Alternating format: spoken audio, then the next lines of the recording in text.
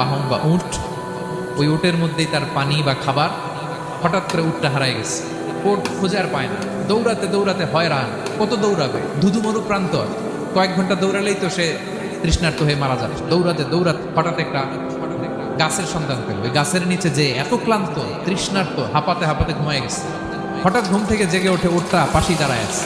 সে ঘুম থেকে উঠে তাড়াতাড়ি করে রশি ধরে ফেলছে। উটের রশি ধরে বেচারা এত খুশি যে খুশির চোটে বলতে আরম্ভ করছে, আল্লাহুম্মা আনতা আবদি ওয়া আনা রাব্বুক। আল্লাহ, তুমি আমার গোলাম, আমি তোমার রব।